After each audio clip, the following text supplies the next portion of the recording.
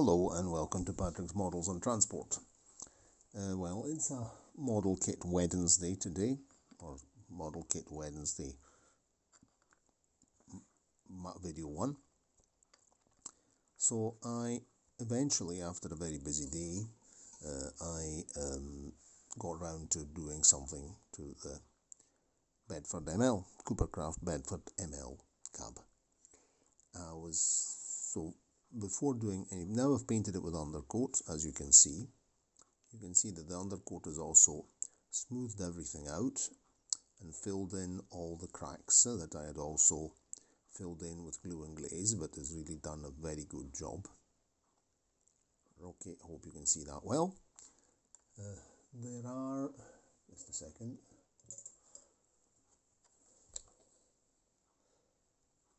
some crumbs here.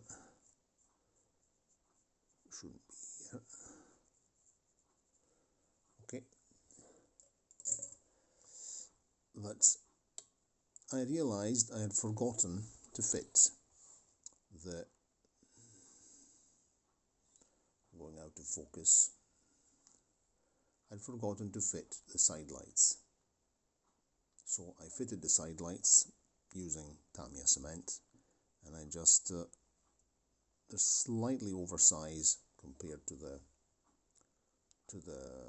real model, but of course they have to be a bit oversized to be able to be noticeable on such a small scale vehicle.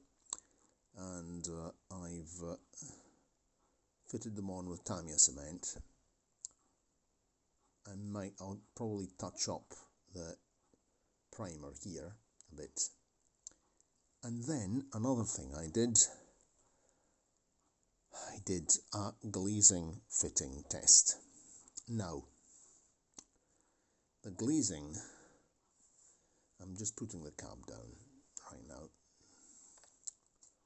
Here's the glazing. I don't know if you can see it. So the glazing is very, very thick plastic,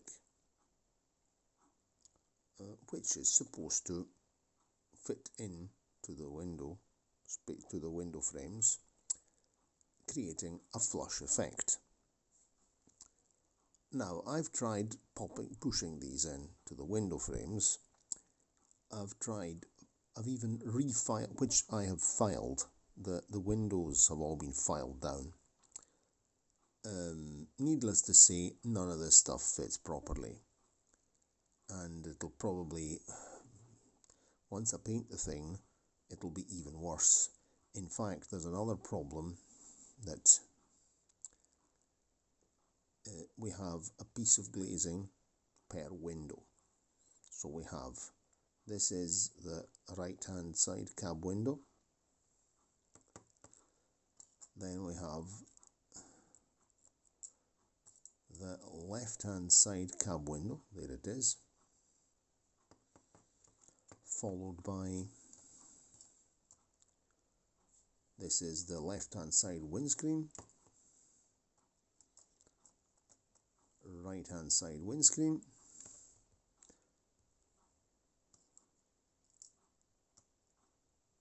cab rear window.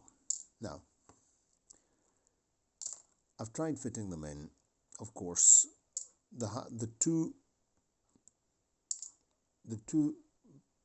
pieces of glazing of the split window, once you fit one of them in place, you kind of push it in, it doesn't push in. I probably have to file even more. The risk is that by filing more, I'll ruin the plastic, because this is a problem on this kit. You fit one in, the other one wouldn't fit, or you fit this one here in, and then the glazing on the cab door wouldn't fit. So I thought, okay, I'll not bother about the cab doors. I'll just leave the cab doors with the windows open. But this would not be very realistic, because the Bedford ML has quarter lights here. So there are quarter lights. Of course, quarter lights have not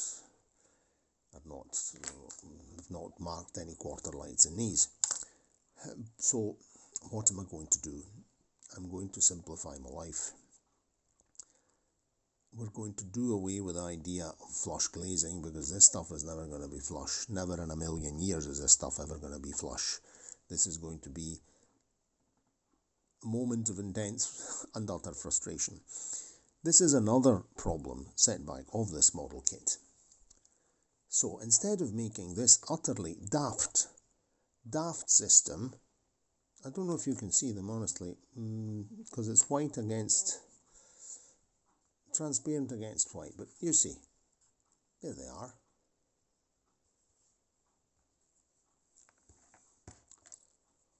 One, two, three, four, five panes of glass, not panes of glass, panes of glazing, or panes of glazing, more likely. I would even like to say pains in the teeth, more likely. Instead of doing this absolutely daft idea, they could have, and it would have been really a very intelligent thing to do, and it would have also simplified assembling the cab. You remember the difficulties I had in assembling the cab, because nothing aligns, everything, it's, now you see it painted, even with the undercoat, it looks decent, no? But I know this is not perfect, this is far from perfect. But it's far from perfect because of the assembly, the way it's assembled, the way you have to assemble it. It's really a touch and go business, it's a luck of the draw. So if they had made one single piece of glazing that would fit in there, like on a toy car, like on any,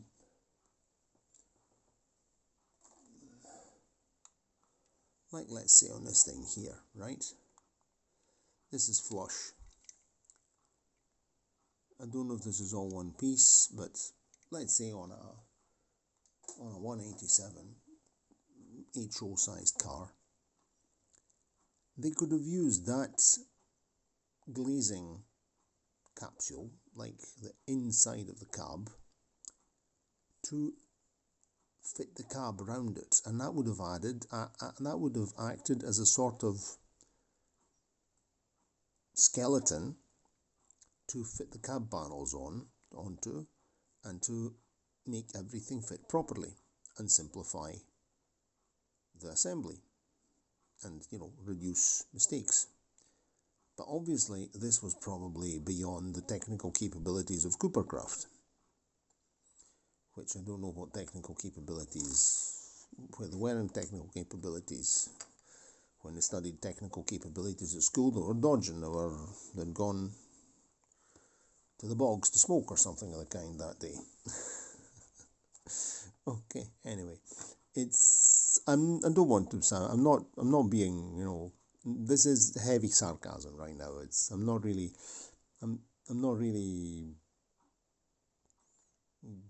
it is a bit annoying that I can't use the glazing, so what am I going to do? Anyway, what am I going to do with the glazing business? It's just, I mean, I've built many model kits, and when you build a thing like this, you realise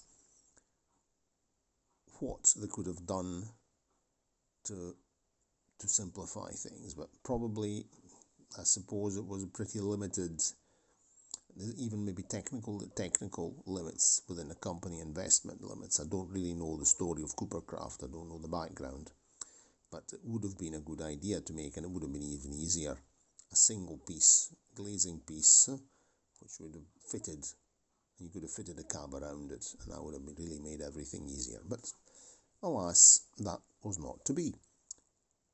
So what am I going to do? Because I want to fit glazing, I'm going to cut my own glazing using thin modelling glazing, and of course this glazing will not be flush, but we're working at a very small scale. So the Bedford ML windows are fitted on black window rubbers, window seals. So I'll paint, after painting the cab, I'll paint the frame of the window black, and then I'll fit the glazing last, and that will give an optical illusion that we've actually got flush windows by painting this part here, the internal part here, black, and of course the cab will be blue. So that's what's going to happen. So in the meantime, this glue is going to set, and tomorrow we're going to begin painting the cab and the chassis. And the chassis, I've decided to paint it red because we're working at such a small scale that sometimes the chassis is black. On these lorries I have a black chassis. The rear platform